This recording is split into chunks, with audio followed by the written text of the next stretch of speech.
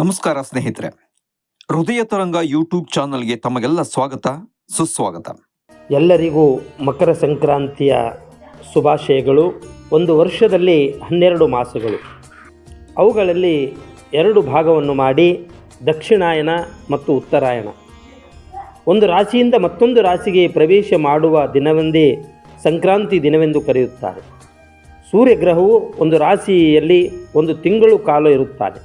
ಸೂರ್ಯ ಧನು ರಾಶಿಯಿಂದ ಮಕರ ರಾಶಿಗೆ ಪ್ರವೇಶ ಮಾಡಿದಾಗ ಮಕರ ಸಂಕ್ರಾಂತಿ ಎಂದು ಕರೆಯುತ್ತಾರೆ.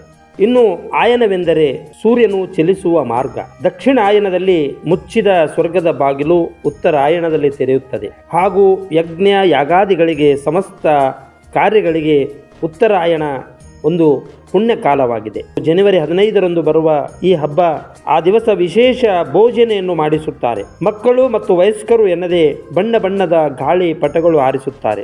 ಆ ದಿವಸ ಸ್ನಾನವನ್ನು ಮಾಡಿಸಿ ಎತ್ತುಗಳನ್ನು ಚೆನ್ನಾಗಿ ತೊಳೆದು ಕೊರಳಿಗೆ ಗಂಟೆ ವಿಶೇಷವಾಗಿ ಅಲಂಕಾರವನ್ನು ಮಾಡಿ ಪೂಜಿಸಿ ಗೋಗಳಿಗೆ ಹಾಗೂ ಎತ್ತುಗಳಿಗೆ ನೈವೇದ್ಯವನ್ನು ಕೊಟ್ಟು, ಕೆಲವು ಕಡೆ ಕೋಲಾಟ, ಕೆಲವು ಕಡೆ ಎತ್ತಿನ ಸ್ಪರ್ಧೆ, ಹೀಗೆ ನಮ್ಮ ಈ ಒಂದು ಸಂಸ್ಕೃತಿ, ಇದು ನಮ್ಮ ಒಂದು ಸಂಕ್ರಾಂತಿ. ಈ ಒಂದು ಸಂಕ್ರಾಂತಿ 3 ದಿನ ಆಚರಿಸುತ್ತಾರೆ.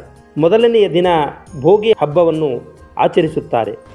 ಭೋಗಿ ಎಂದರೆ ಭೋಗಿಸುವ ಎಂದರ್ಥ. ಸುಖವಾಗಿರು ಎಂದು. ಸುಗ್ಗಿ ಬಂದಿದೆ ಮತ್ತು ಹಿಗ್ಗನ್ನು ತಂದಿದೆ. 6 ತಿಂಗಳು ರೈತ ನಿರಂತರವಾಗಿ ದುಡಿದು ದವಸ ಧಾನ್ಯಗಳು ಮನೆ ಸೇರುವ ದಿನ. ಅದಕ್ಕೆ ಸುಗ್ಗಿಯ ಹಬ್ಬವೆಂದೇ ಕರೆಯುತ್ತಾರೆ. ಭೋಗಿಯ ದಿನ ರಾತ್ರಿ ಬೆಂಕಿಯನ್ನು ಕಾಯಿಸುತ್ತಾರೆ. ಏಕೆಂದರೆ ಅಹಂಕಾರವನ್ನು ಸುಟ್ಟು ಹಾಕಲು ಅದಕ್ಕೆ ಬೆಂಕಿಯನ್ನು ಕಾಯಿಸುತ್ತಾರೆ. ಸಂಕ್ರಾಂತಿ ಹಬ್ಬದಂದು ಮನೆಯ ಮುಂದೆ ಆಕಳ ಸಗಣಿಯಿಂದ ಸಾರಿಸಿ ಮನೆಯ ಮುಂದೆ ರಂಗೋಲಿಯನ್ನು ಹಾಕುತ್ತಾರೆ. ಸಗಣಿಯಿಂದ ಬೊಂಬೆಯನ್ನು ಮಾಡಿ ವನರಕ್ಕೆ ಹೂವನ್ನು ಇಟ್ಟು ಇದನ್ನು ಭೂದೇವಿಗೆ ಅರ್ಪಿಸುತ್ತಾರೆ.